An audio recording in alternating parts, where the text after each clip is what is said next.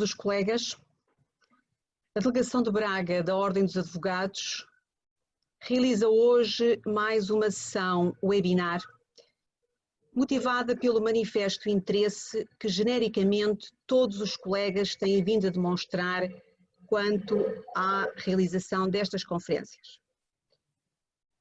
Hoje o tema que nos traz aqui é as consequências das medidas Covid-19 no direito tributário, para o que contamos com a honrosa presença do Dr. André Batoca, a quem desde já agradeço em nome da Delegação de Braga da Ordem dos Advogados, e ainda com a moderação da doutora Susana Fernandes da Costa, que mais uma vez acedeu gentilmente ao nosso convite. A doutora Susana é advogada na nossa comarca, subejamente conhecida por todos nós, especialista em Direito Fiscal, responsável pelo Departamento Fiscal da Bruxado Coelho Advogados e doutora em Direito Financeiro e Tributário. Doutora Susana, passo-lhe desde já a palavra. Muito obrigado. Olá, boa tarde a todos.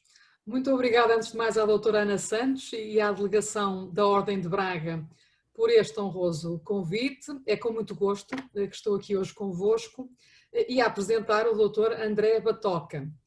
O doutor André Batoca é licenciado em Direito pela Faculdade de Direito da Universidade de Coimbra, mestre em Direito das Empresas pela mesma universidade, tem várias pós-graduações, uma delas em Direito do Emprego Público e é, desde 2012, advogado na Raposo Subtil e Associados, integrando o Departamento de Direito Público e Propriedade Intelectual.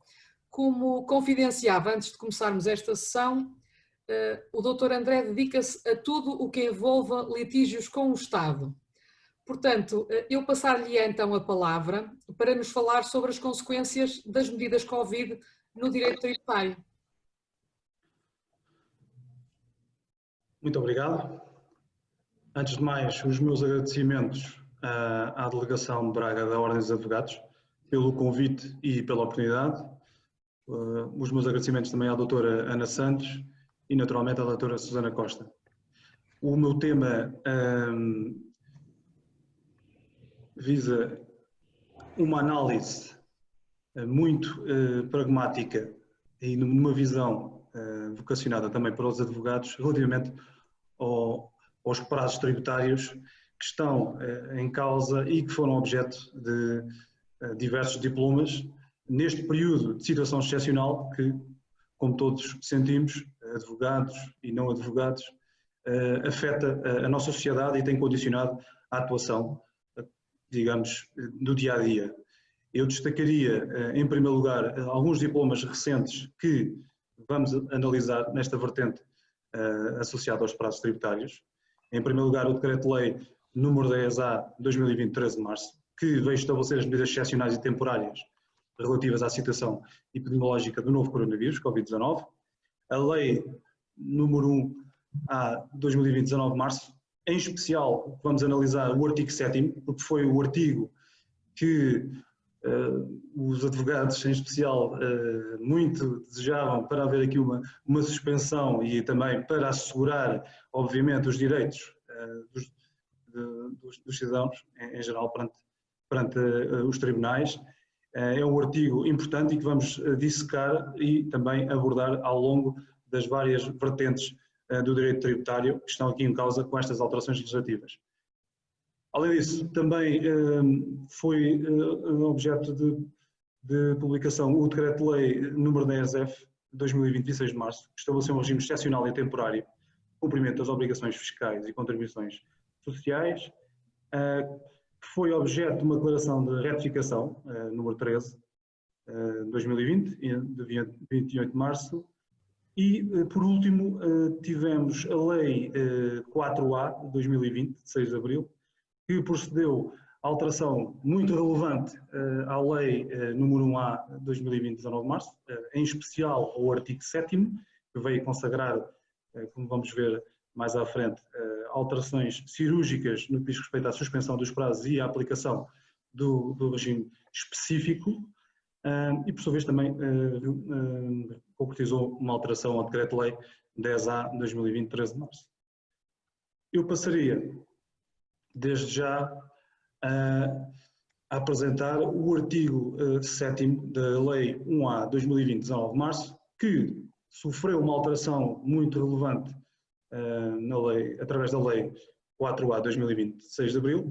O artigo, para os colegas que acompanharam seguramente quase diariamente a atividade do nosso legislador, este artigo inicialmente condicionava a suspensão dos prazos ao regime das férias. Este artigo veio estabelecer expressamente, no número 1, já com a alteração da lei número 4A, veio estabelecer todos os prazos para a prática de atos processuais e procedimentais que tenham que ser praticados no âmbito dos processos e procedimentos que ocorrem nos tribunais judiciais, tribunais administrativos e fiscais, Tribunal Constitucional, entre outros, ficarão suspensos até à cessação da situação excepcional que nós estamos a viver, sendo certo que, e isto é muito importante, até muito relevante para a nossa sociedade, vamos sempre estar dependentes de um decreto-lei que será publicado e onde se vai declarar o termo desta situação excepcional. Por isso, estes prazos vão estar sempre condicionados, esta suspensão, a um diploma onde o Estado, naturalmente, irá determinar a cessação que se espera para breve. Concretizando, a Lei 4A de 2020 veio, de 6 de abril, veio substituir a redação inicial que fazia referência ao regime das férias judiciais e condicionava a esse regime a suspensão dos prazos. Como disse, procedeu aqui uma alteração e a suspensão dos prazos aliás, a suspensão ficou condicionada ao termo na data que vai ser definida pelo decreto-lei a publicar, em que expressamente se vai determinar o final e o termo da situação excepcional que estamos a atravessar.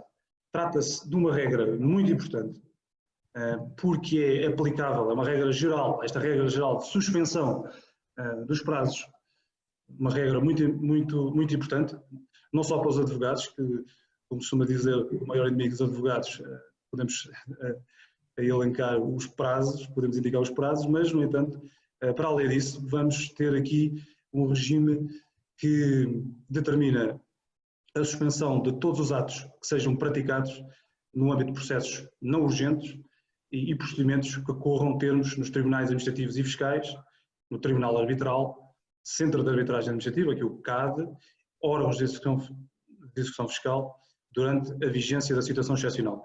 Eu faço aqui, procuro particularizar no âmbito do tributário, porque, como vamos ver mais à frente, esta suspensão dos prazos tem repercussão perante estas entidades e também nas várias vertentes, quer no âmbito da execução fiscal, quer no âmbito das contornações, quer no âmbito da atuação, por exemplo, no Tribunal Arbitral, para todos os intervenientes que nesta fase estão sujeitos a este diploma e que praticam diariamente, têm uma atuação perante as entidades, neste caso, a Autoridade Tributária ou a Segurança Social, e também perante os Tribunais Administrativos Fiscais ou o Centro de Arbitragem Administrativa.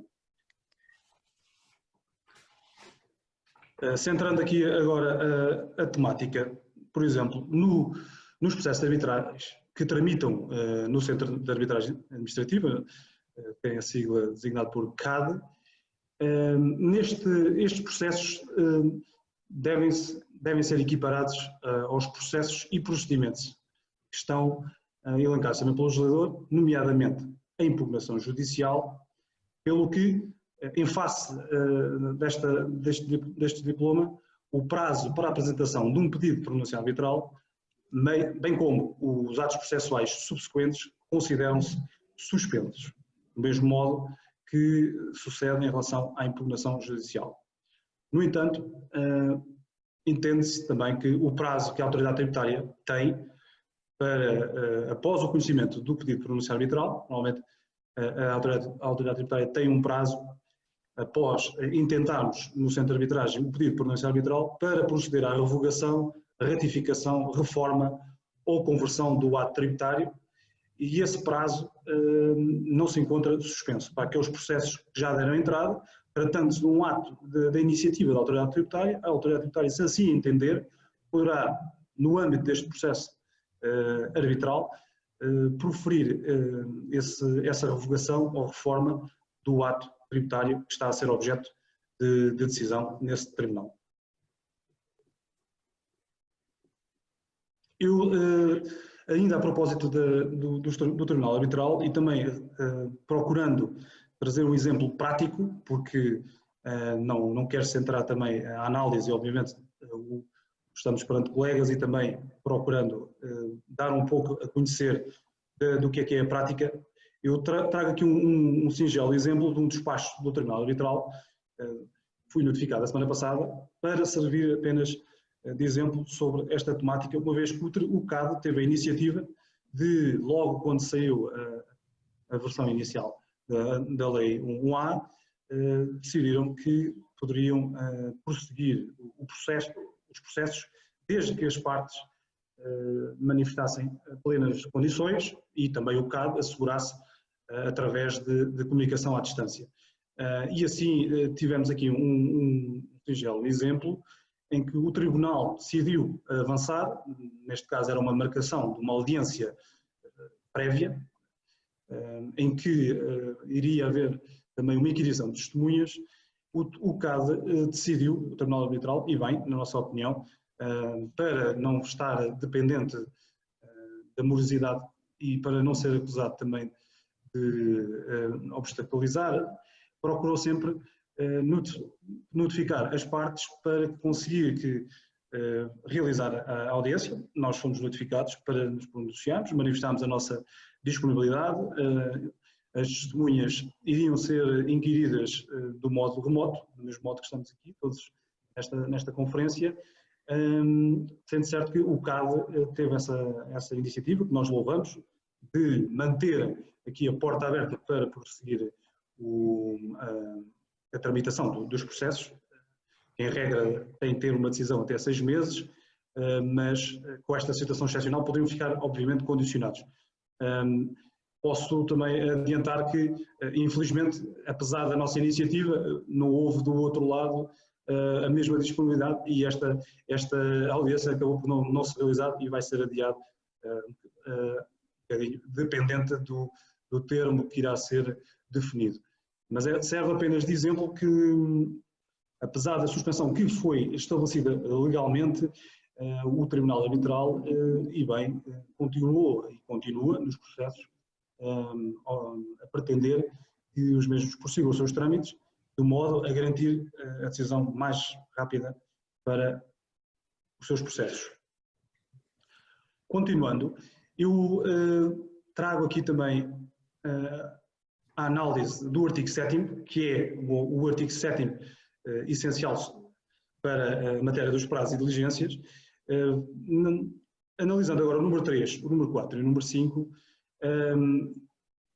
vamos ver com um pormenor que também o legislador teve o cuidado de alargar a suspensão aos prazos de prescrição e de caducidade relativos a todos os tipos de processos e procedimentos. E também, no número 4, foi ainda além e conseguiu expor claramente, até para não haver muitas dúvidas interpretativas, apesar de, obviamente, em algumas matérias elas mantêm-se, o legislador, como disse, faz uma menção expressa indicando que aqui este regime de suspensão dos prazos de prescrição e caducidade prevalece sobre quaisquer regimes que estabeleçam prazos máximos imperativos de prescrição ou caducidade, sendo os mesmos alargados pelo período de tempo em que vigorar a situação excepcional. Lá está, também encontramos aqui no número 5 uma ressalva, porque apesar desta suspensão, e também como o exemplo que demos no Tribunal Arbitral, apesar da suspensão que está prevista no número 1, os processos poderão prosseguir desde que as partes manifestem ter condições para assegurar a sua prática através das várias plataformas informáticas ou de meios de comunicação à distância e também, sem prejuízo disso, se não tivermos atos processuais agendados e o Tribunal assim entender, pode prosseguir a sua tramitação normal e, por exemplo, proferir decisões finais. Mas agora, analisando em concreto o número 3 e o número 4, esta situação excepcional constitui um novo facto que determina a suspensão dos prazos de caducidade e prescrição, como disse, relativamente a todos os tipos de processos e procedimentos, prevalecendo sobre quaisquer regimes que estejam estabelecidos e também prevendo-se aqui um alargamento do tempo, do período de tempo de prescrição e de caducidade proporcional e correspondente ao tempo que vai durar a situação excepcional. Esta redação da lei, eu queria só fazer aqui um pequeno alerta, na minha opinião, esta interpretação literal poderá abrir a porta para eventuais litígios no futuro, porque podemos ter aqui o entendimento de que não estão abrangidos nesta suspensão os prazos de prescrição e de caducidade relativos a direitos, mas só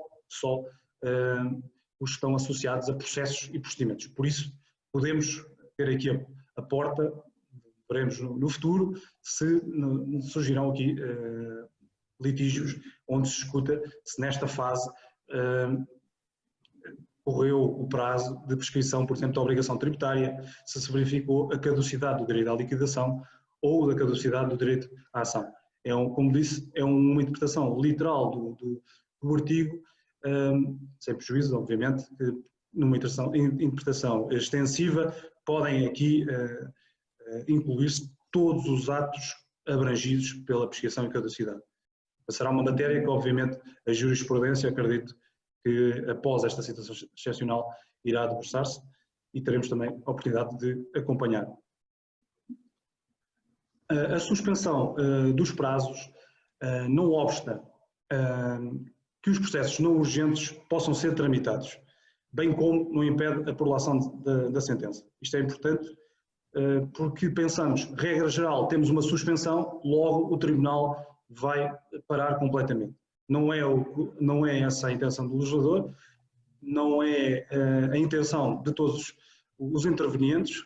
A Justiça, infelizmente, como sabemos, tem sido morosa e também a situação excepcional pode ser um momento, se olharmos sempre para o lado positivo e todos os intervenientes tiverem essa missão, podemos, e a lei abre a porta a isso, podemos tramitar os processos, praticar os atos normais, considerar que o Tribunal tem essas condições e procurar que os mesmos cheguem rapidamente ou profiram rapidamente as suas decisões.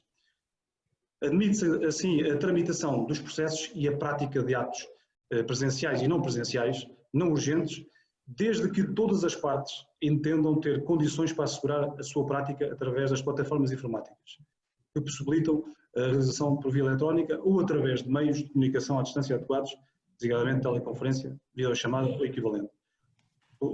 Como já mencionei, os processos não urgentes podem ser tramitados em condições normais durante este período de situação excepcional, apesar da suspensão, desde que as partes não venham indicar ao processo que não pretendem praticar o ato a que têm direito. Se as partes assim manifestarem que não têm condições ou que não pretendem realizar através dos meios, o Tribunal poderá ser forçado a ter que suspender esse processo até ao final da situação excepcional. É uma situação que será avaliada caso a caso, não só nos tribunais administrativos e fiscais, como sabemos, mas neste âmbito tem particular importância.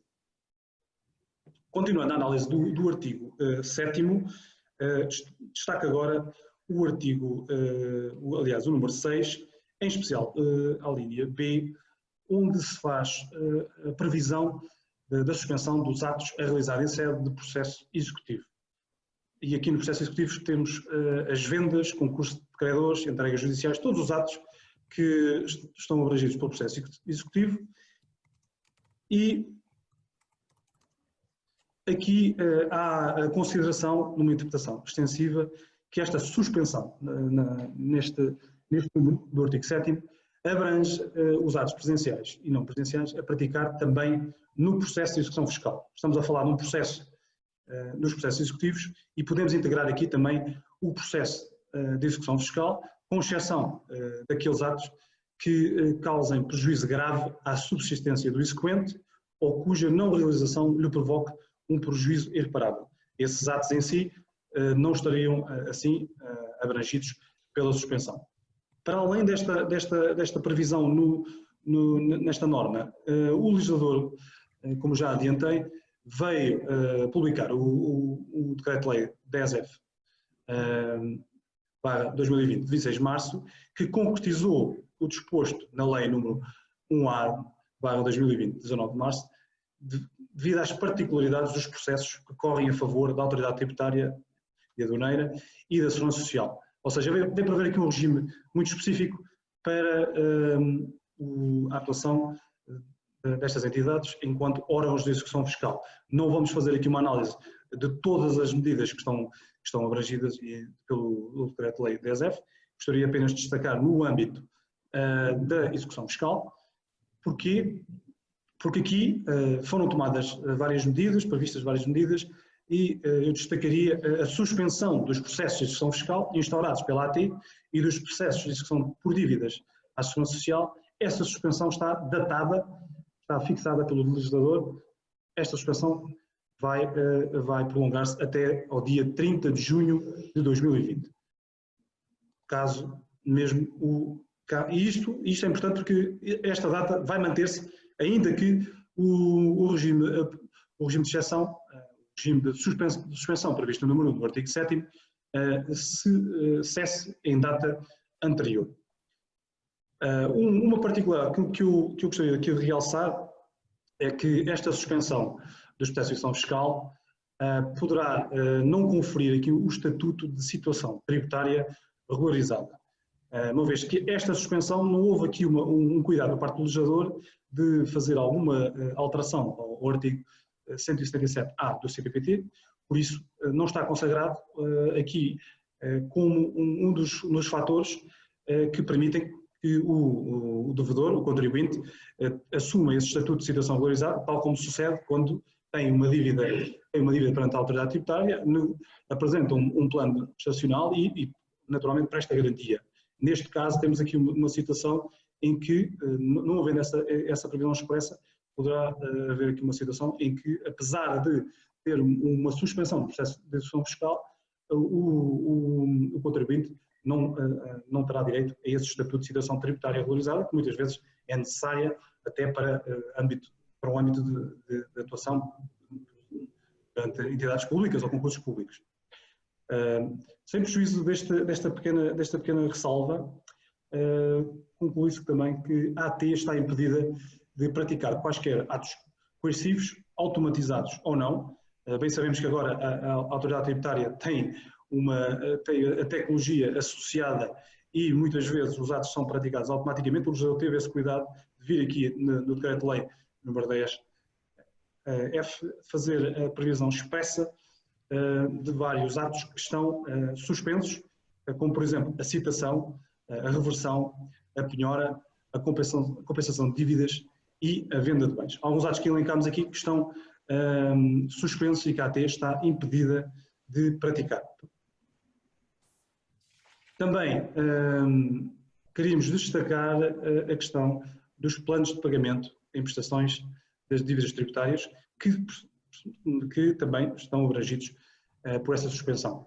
Sendo certo que os contribuintes, se assim entenderem, podem fazer esse pagamento pontual. Por isso o legislador também vem aqui abranger os planos de pagamento e no âmbito dos processos de execução fiscal, muitas vezes os contribuintes, se querem garantir aqui que o processo não prossegue, naturalmente apresentam garantias. Essas garantias em face da suspensão vão manter-se válidas nesses processos aos quais estão associados e onde se verifica a suspensão e, naturalmente, os contribuintes não terão que as levantar, nem terão que praticaram nenhum ato, porque ficarão associadas aos processos objeto de suspensão. São igualmente também suspensos até 30 de junho de 2020 os planos prestacionais em curso por dívidas à Segurança Social, fora do âmbito dos processos executivos, sem prejuízo, obviamente, os devedores poderem continuar a cumprir e a realizar os pagamentos. Também queria destacar um ponto importante, é que estão aqui suspensos os prazos, como já vimos, para apresentar perante o Tribunal reclamações de decisões dos órgãos de execução fiscal, que fazemos e que se faz ao abrigo do artigo 276, um mecanismo urgente, um processo urgente para reagir aos atos da autoridade tributária e que garante, digamos assim, uma solução muito célere para o contribuinte. Esses prazos para apresentar perante um ato, seja proferido agora pelas finanças, esses prazos estão suspensos, mas naqueles processos que já estão em curso, nas reclamações que já estão em curso, importa realçar que estes processos são processos urgentes e têm uma tramitação de acordo com o que o legislador fez mencionar, no que vamos analisar de seguida, a tramitação para os processos urgentes. Por isso, podemos pensar que em princípio, todos os atos e todos os atos da autoridade tributária e todos os mecanismos estão suspensos. No entanto, se tivermos aqui já um processo de reação e de reclamação de uma decisão que vai para um tribunal tributário ou tribunal administrativo fiscal, temos de ter a noção que se trata de um processo urgente. Naturalmente, os prazos não estão suspensos e vão correr os seus trâmites normais, de acordo com as regras que estão aqui previstas e que eu passo já a adiantar também, para continuar a análise do artigo 7º. O artigo 7º é bastante extenso, não vamos analisar todo, só as partes que consideramos mais relevantes para a atuação dos advogados perante a autoridade tributária e a Segurança Social. E como disse, no número 7, vemos agora aqui a previsão expressa para os processos urgentes, que continuam a ser tramitados, sem suspensão ou interrupção de prazos, quer nos atos, quer nas diligências, sendo certo que o legislador faz aqui a ressalva para a previsão dos meios de comunicação à distância, uma teleconferência via chamada, para assegurar, naturalmente, as condições de segurança para os intervenientes, e também, quando não for possível a realização das diligências, em que haja a presença física das partes, tem que se também assegurar, sempre essas condições de segurança, como já verificamos em alguns casos que se tornaram públicos, sendo certo que tem que haver aqui uma presença só de pessoas, digamos assim, essenciais ao ato, e tem que haver, obviamente, um cumprimento de todas as orientações, quer da disposição da sala, quer das condições de saúde e de todos os intervenientes. Digamos assim que também, caso não seja possível, está aqui a previsão na linha C, no número 7, caso não seja possível nem adequado assegurar a prática de atos ou a realização de diligências nos termos previstos, vai verificar-se aqui a aplicação automática do regime de suspensão geral previsto no número 1. Só aqui é o último rácio, caso não se consiga realizar por meios à distância, caso não se assegure condições, o legislador faz aqui uma aplicação automática da suspensão prevista no número 1. Por isso, muito sinteticamente, os processos urgentes, como disse, continuam a ser tramitados, salvo a impossibilidade total de insegurança se realizarem. É aqui a última rácio, está prevista naquela linha. Nas diligências que requeiram a presença física das partes, dos seus mandatários ou de outros intervenientes, a prática de quaisquer atos pode realizar-se até dos meios à distância, quando tal não for possível, e se estiver aqui em causa a vida, a integridade física, a saúde, a liberdade ou subsistência dos intervenientes, pode haver, excepcionalmente, se a exceção dentro da exceção, haver aqui uma realização presencial, obviamente com o cumprimento de todas as orientações que temos assistido por parte das autoridades de saúde. Continuando ainda a análise do artigo 7º, em especial o seu número 9, vamos ver que o legislador teve o cuidado também de prever, aqui na linha B, a suspensão para os procedimentos contraorganizacionais. E também gostaria de destacar aqui a linha C, no número 9, onde faz a previsão da suspensão para os procedimentos administrativos e tributários no que respeita à prática de atos por particulares. Sendo certo que o legislador teve o cuidado no número 10 de vir elencar estes procedimentos, a suspensão dos prazos dos procedimentos mencionado na linha C, elencou aqui os atos que estão em causa e que já vamos ver com mais pormenor. Ora bem, o legislador decidiu restringir a aplicação da regra geral da suspensão dos prazos apenas para a prática de atos de natureza impugnatória por particulares, ou seja, os atos de dedução de impugnação judicial, reclamação graciosa, recurso hierárquico ou outros procedimentos de idêntica natureza, bem como os atos processuais ou procedimentais subsequentes àqueles. Estes estão abrangidos pela suspensão, atos de natureza impugnatória. Também estão suspensos os prazos para a apresentação de todos os outros atos que tenham natureza impugnatória, como por exemplo o pedido de revisão oficiosa, o pedido de revisão de matéria tributável, o pedido de correção de erros materiais e um pedido de segunda avaliação de um prédio. Estes atos também estão abrangidos aqui por esta suspensão, onde estão em causa, como disse, a natureza impugnatória dos atos a praticar. No que diz respeito aos atos subsequentes, ou seja, no âmbito do processo e do procedimento tributário, apenas se suspendem os atos para a prática pelos contribuintes, como por exemplo, uma resposta à contestação, a apresentação de alegações escritas ou mesmo a interposição de recurso, no âmbito de um procedimento tributário. Naturalmente estão suspensos os atos, por exemplo, de apresentação do exercício do direito de audição prévia perante o projeto de decisão do indeferimento. No caso de uma reclamação graciosa, se tivermos que fazer uma audição prévia, esse prazo está suspenso. Também importa ter cuidado que, por exemplo, no âmbito de uma inspeção tributária, os atos que sejam praticados não se encontram suspensos, não estamos aqui no âmbito da terminação que vimos, e a AT pode continuar a ter aqui a sua atuação no âmbito da inspeção tributária e, naturalmente,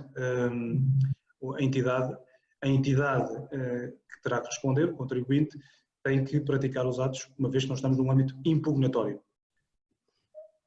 Também queria só destacar que a AT tem que manter em funcionamento a sua atividade administrativa, continuando, por exemplo, a tramitar e podendo instalar novos procedimentos de liquidação dos tributos ou de inspeção tributária, sendo que os prazos para a formação de deferimento ou indeferimento tácitos também não vão beneficiar de qualquer suspensão. É importante estes prazos perante a apresentação de uma reclamação graciosa ou de um recurso hierárquico, estes prazos de formação do indeferimento tácito continuam a correr, não estarão sujeitos à suspensão. Lá está que, se depois se verificar o indeferimento tácito e quisermos fazer a impugnação, o prazo processual da impugnação estará suspenso. Para finalizar, também só queria destacar, nas várias vertentes que fomos vendo, desde a execução fiscal, processos urgentes, procedimento, queria destacar que também estão suspensos na fase administrativa os processos contraorganizacionais tributários. Ou seja, a AT está sujeita a essa suspensão, no entanto, pode instaurar e tramitar os processos contraorganizacionais, no entanto, os prazos para os contribuintes apresentarem a sua defesa ou o recurso judicial perante a decisão final da aplicação de coima também se encontram suspensos. Eu agradeço a vossa atenção, procurei fazer aqui de modo muito sintético uma análise da tramitação dos prazos e diligências no regime no âmbito tributário e fico naturalmente ao dispor para as questões que queiram colocar. Muito obrigado.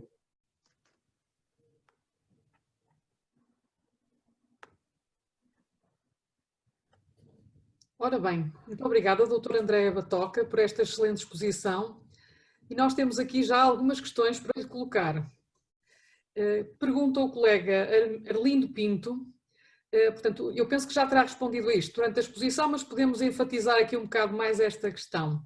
Portanto, quando as partes não se entendem relativamente ao prosseguimento de um processo, digamos, normal, o que é que deve fazer, o que é que o Tribunal deve fazer? Se tem autonomia para marcar na mesma as diligências?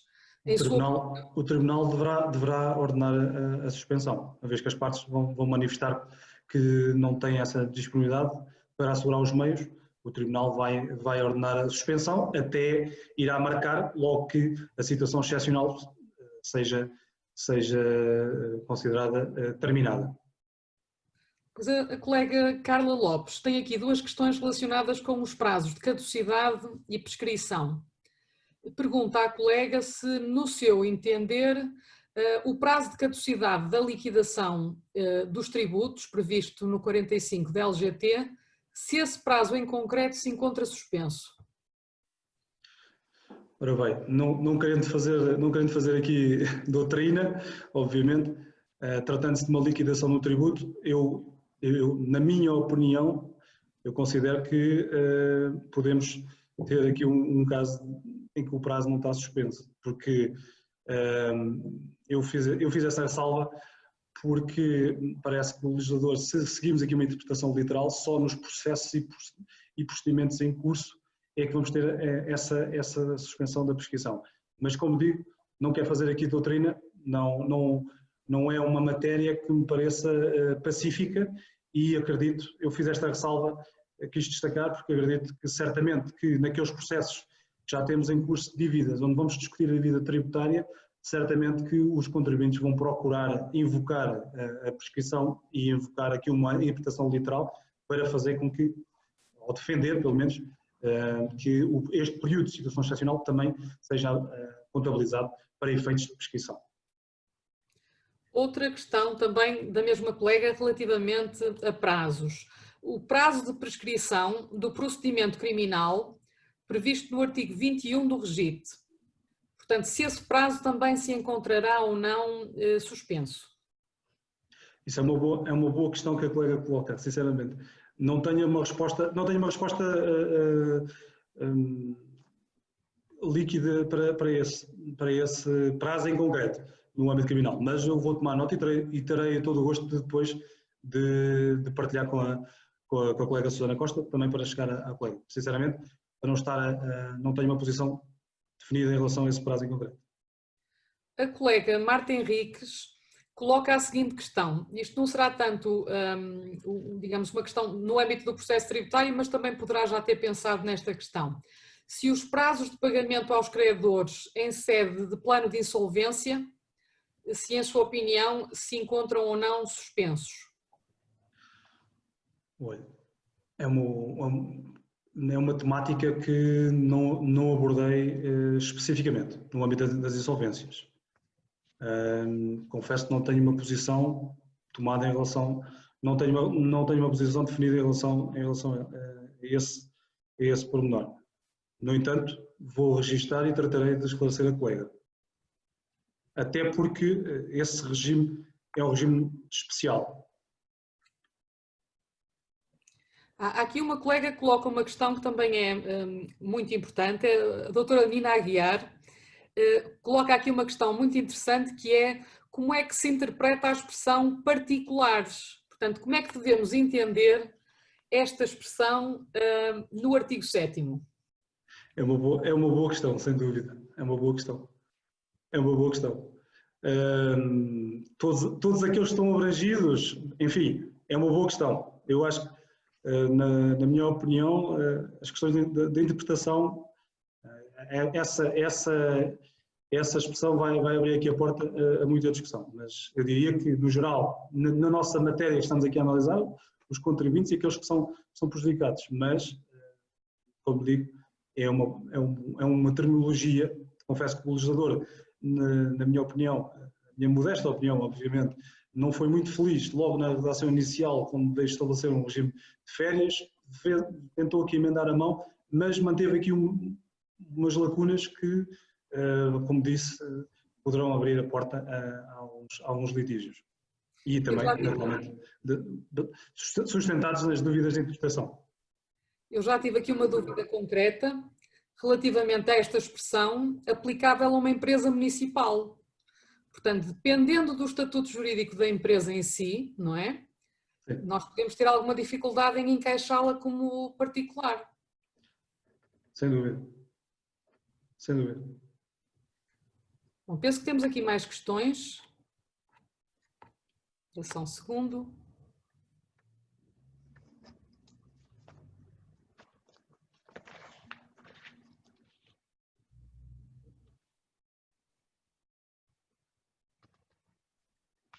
Bom, o colega Arlindo F. Pinto continua a insistir naquela questão do não entendimento das partes. Portanto, se é preciso expressar oposição, digamos assim, à marcação de um ato, digamos assim, ou se é preciso justificar, e da parte de quem decide, se também deve haver fundamentação quando se decida pelo cancelamento da diligência.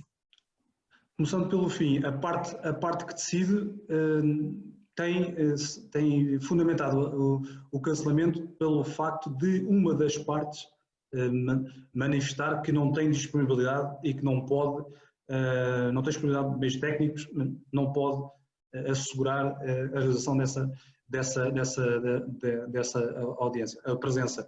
Eu dei aquele exemplo, que é um caso prático, em que sucedeu, em que a autoridade tributária veio comunicar que não tinha modo de assegurar a realização dessa audiência através dos meios tecnológicos ao dispor. O Tribunal, em face dessa manifestação, por isso simplesmente decidiu pela suspensão do processo. Não veio aqui exigir uma fundamentação, como sucede em casos de justo impedimento ou noutros casos semelhantes. O que eu tenho da minha prática, o que eu tenho assistido, que o Tribunal tem, perante a manifestação de um dos intervenientes, tem tido aqui uma ponderação, não sei, razoável, e tem considerado que, não, havendo uma parte que não tem essa disponibilidade, então dá por ser efeito aquela suspensão. Eu vou partilhar com os colegas um caso prático que tive e que tem a ver com uma parte da exposição do Dr. André, que é o problema da situação contributiva regularizada. Portanto, já no decurso desta situação de emergência, a situação concreta, portanto, o contribuinte queria prestar garantia, ainda antes de começar esta fase de suspensão já tinha apresentado a garantia, mas ela não tinha sido ainda aceite. E então o Serviço de Finanças empurrou para a Direção de Finanças, que voltou a empurrar para o Serviço de Finanças, e portanto estavam-se a recusar a apreciar a garantia, e o homem não conseguia a certidão de não dívida. Portanto, e o entendimento escrito que me deram da AT foi que, na opinião, portanto, dos serviços executivos, o processo executivo encontrava-se suspenso, mas como havia uma dívida daquele contribuinte e a garantia ainda não tinha sido aceite, não emitiam a certidão de não dívida. E esta certidão, nesta altura, é importantíssima porque serve para os layoffs, serve para pedir dinheiro ao banco, para as moratórias dos créditos, portanto, era uma situação de muita urgência. Felizmente correu bem, e quem é que me salvou? O Provedor de Justiça. Portanto, fiz uma exposição ao Provedor de Justiça e logo no dia seguinte o Serviço de Finanças foi contactado, deu andamento à garantia e emitiu-se a certidão. E o que eu descobri foi que, portanto, se os colegas tiverem problemas agora nas execuções fiscais com situações semelhantes, na Provedoria de Justiça está a funcionar uma espécie de equipa de crise e estão a conseguir pressionar os serviços nestas circunstâncias em que os contribuintes precisam de uma certidão, nomeadamente para poderem beneficiar destas questões aqui destas questões relacionadas com a Covid-19, não é? Sim, uma atuação essencial, porque sem essa certidão certamente que as empresas, se não morrem da doença, também não conseguem chegar à cura e podem ter aqui um prejuízo irreparável. Há aqui um colega que questiona, portanto, se os comentários que tem feito no âmbito da Lei 1A, portanto, têm sido já no âmbito da Lei 4B, de 6 de Abril. Sim, foi de acordo com a nova versão da Lei 1A, as alterações muito recentes. Eu penso que aqui que já não há mais questões, pelo menos...